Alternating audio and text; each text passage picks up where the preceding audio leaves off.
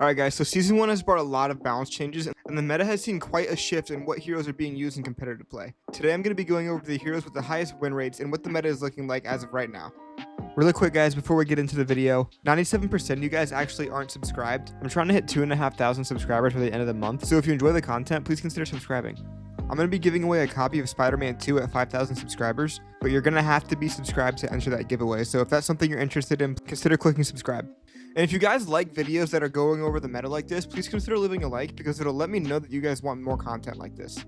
Alright guys, so how we're going to do this is we're going to go over each role and break down the win rates of each role and see which characters have the highest win rates compared to their pick rates. This will kind of give us a good idea of what the current meta is, and we'll take into consideration this website we're using as tiers, but for the most part we're going to be looking at pick rates and win rates.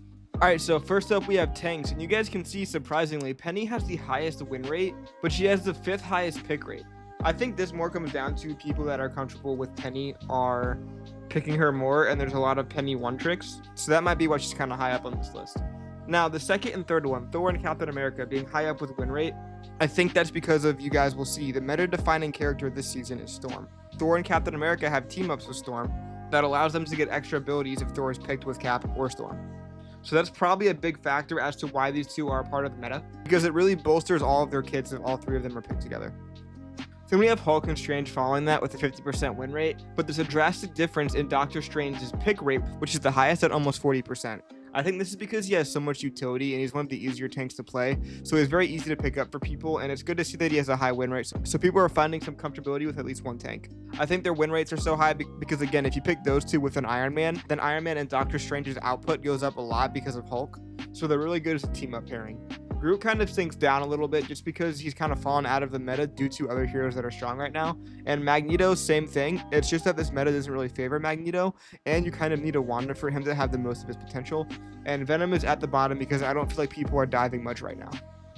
Alright, next up we have the DPS meta, and as you guys can see, it's a pretty heavy flanker and melee hero meta, with Storm kind of being the anchor pick of the whole entire meta here. She has a 17% pick rate and a almost 60% win rate, because her buffs have made her do an insane amount of damage that she can output, so it's kind of throwing if you don't have at least one Storm on your team right now. So then you can see Magic, Wolverine, Black Panther, and Psylocke being here, because pairing Storm with a flanker to go in with your Thor or Captain America is kind of really key right now. Wolverine got buffed and he does a lot of damage to tanks, so he's really good at melting down those tanks that are popular right now. And Magic is just one of the best 1v1 duel characters when it comes to dueling other DPS or support characters. Mr. Fantastic is sometimes picked as a second tank option because he can flex between a DPS and a tank.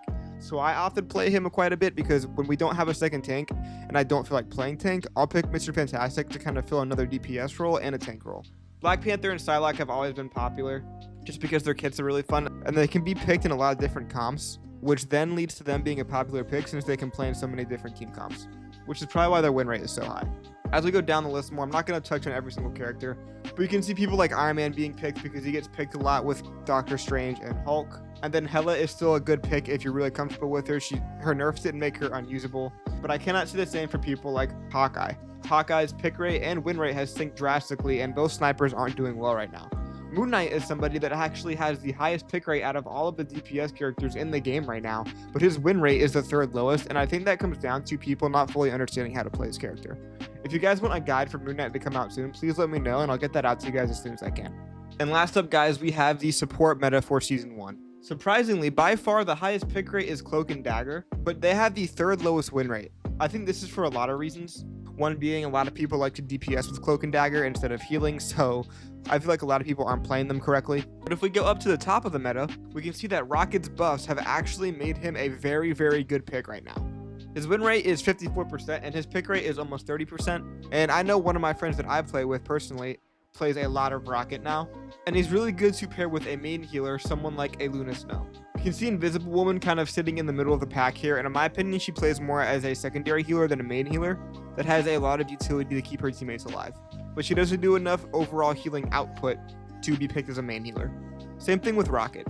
So I think in terms of main healers, I'm surprised to kind of see Luna Snow down that much, but Luna and Loki are healers that I would consider do a lot of healing, enough to be considered to be picked as a main healer.